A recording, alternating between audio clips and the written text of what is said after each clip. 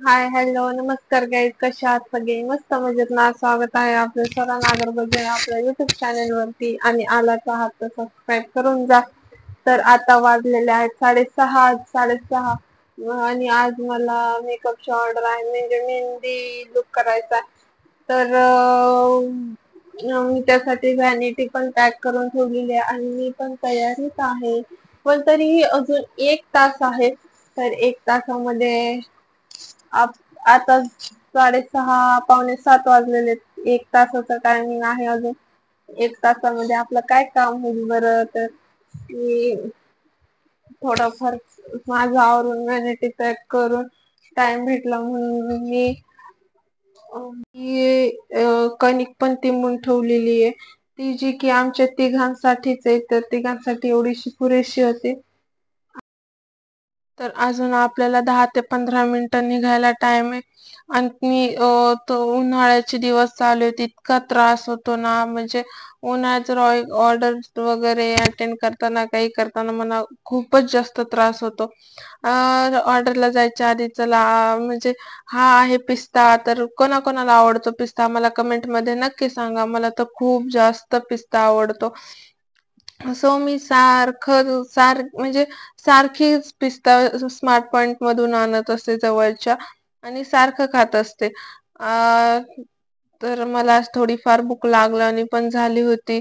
असं थंड काहीतरी खावंसं वाटत होतं म्हणून मी दही साखर खायला लागले. दही साखर कोणाकोणाला आवडतं, मला तर दही साखर जास्त नाही आवडत. दह्यात मीठ घालून दही मीठ खायला आवडतं. पण आहे ना, दही मीठ खाल्लं ना की त्यामध्ये एक म्हणजे ते एक प्रकारचा चांगला पदार्थ नाहीये. दह्यात मीठ कधीच घेऊन खाऊ नाही. पण कधीतरी काय हरकत आहे, त्यामुळे पण मी पण जास्त नाही खात दही मीठ.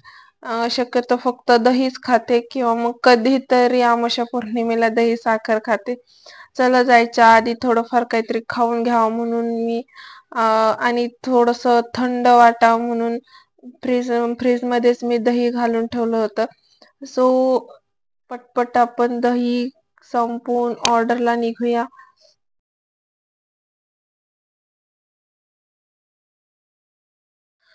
आता मी ऑर्डरची व्हॅनिटी वगैरे पॅक केलेली आहे, घराची चावी वगैरे घेतलेली आहे आणि आता जस्ट निघालेच आहे. सो तुम्ही पण चला आता माझ्यासोबत. घरातल्या सगळ्या लाईटी वगैरे बंद करून आता मी निघाले.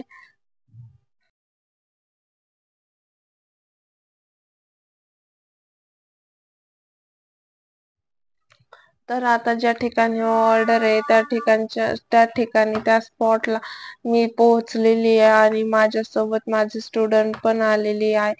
तर तिचं पण ब्युटी पार्लरचं शॉप आहे, बट मेकअप ती माझ्याकडे शिकते, फक्त मेकअप. ती माझ्याकडे शिकत असल्यामुळे मी तिला घेऊन जात असते कुठे पण, जेणेकरून आपण ऑफलाईन मेकअप जरी शिकवला ना तरी पण सपोज तिला पहिलीच एखादी ऑर्डर आली तर असं जास्त घाबरून जायला नको किंवा काही पॅनिक व्हायला नको, किंवा सोबत राहिल्याने नवीन नवीन काही आयडियाज येऊ शकतात. त्यामुळे मी तिला नेहमी बऱ्यापैकी सोबत ठेवत असते. तर आता मी आलेली आहे स्पॉटला.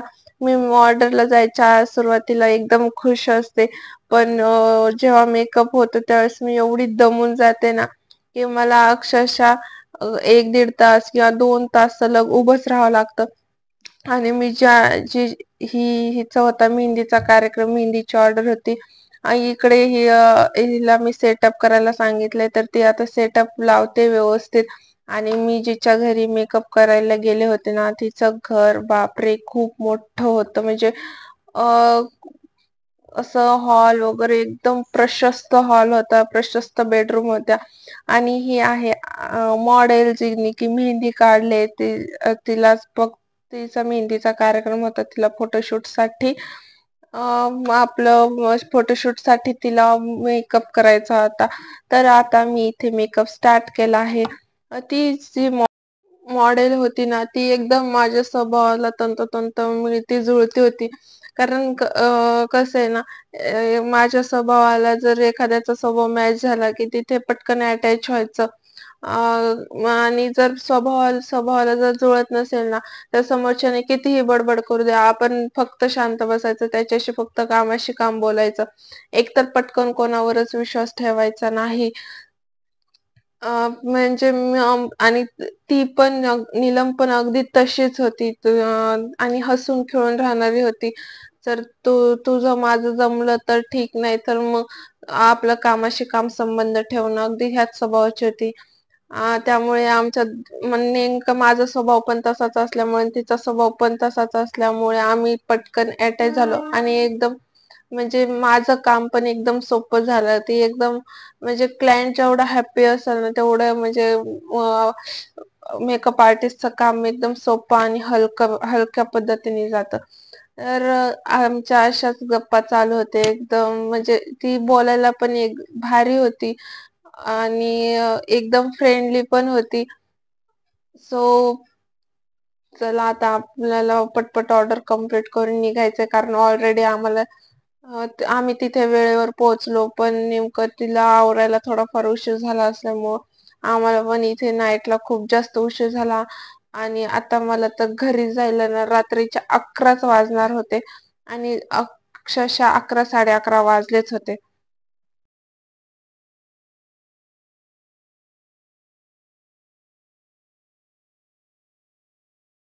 आणि मेन म्हणजे ना, तिचं सौंदर्य हे तिच्या केसामध्ये होतं. तिचे केस इतके लांबट होते आणि जाड पण होते.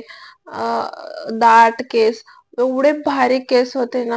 पण प्रॉब्लेम असा होत होता की तिचे केस वरती मऊ होते, पण खाली इतके फ्रिझी होते की ना, म्हणजे आपण जर एक बट हातात घेतली ना, की खाली वरून बट हातात घेतली ना, खाली लगेच गुंता व्हायचा. म्हणजे इतके जास्त केस तिच्या प्रमाणापेक्षा पण जास्त मोठे होते. बिचारी कशी सांभाळत असेल केस कुणास ठाऊक. आणि ह्या गरमीच्या दिवसात तर केस सांभाळणं खूपच कठीण होऊन जातं. खूप म्हणजे खूप कठीण. एकेकाळी माझे पण केस तेवढेच होते, पण मी कापून कापून कापून 2 ते 3 वर्षात केसाचा एकदम नाश केला. तर मला एवढा पश्चाताप होतो ना. आता त्या टायमाला असं वाटत होतं की मला छोटे केस पाहिजेत, छोटे खूप छान वाटतात, जेव्हा मोठे लांब केस होते तेव्हा. पण आता पश्चाताप होतो की उगीच कापले केस. तर मी आज त्या टायमिंगला केस कापले नसते तर आज माझे पण खूप लांबट केस असते. सो पण ठीक आहे, चला. ते म्हणतात ना, ज्याला भेटत त्याला कदर नसते, ज्याला भेटत नाही त्याला कदर असते. सो असंच काहीतरी ते तर प्रत्येकाच्याच आयुष्यात चालू तर मी आता तिच्या हेअरस्टाईलला लागलेली आहे. तर क्रिम्पिंग करताना पण मला खूप जास्त प्रॉब्लेम झाला, कारण कारण खरंच तिच्या केसात खूप जास्त गुंता होत होता. आणि ओके, फायनली क्रिम्पिंग वगैरे झाली. आता नेमकं तिला विचारत होती मी की तुला कशी हेअरस्टाईल पाहिजे, तर ती म्हणली की जशी मला सूट होईल अशी तुम्ही करून द्या. आणि बिचारीचे केस पण खूप जास्त ओढत होते, कारण केस तर ओढणारच ना, गुंता होतो म्हणल्यावर केस तर फायनली ओढणारच. आणि ऍक्च्युअल मध्ये त्याची आम्ही कशी बशी कशी, आणि तिने पण ते सहन केलं. मी एवढा पण काही त्रास दिला नाहीये तिला, तिने पण ते सहन केलं. फायनली म्हणजे माझी हेअरस्टाईल पण मी केली कशा पद्धतीने. आणि आणि मी तुम्हाला आता फायनल लुक दाखवते तिचा. तिला पण खूप जास्त आवडला मेकअप. सो तुम्ही पण बघा.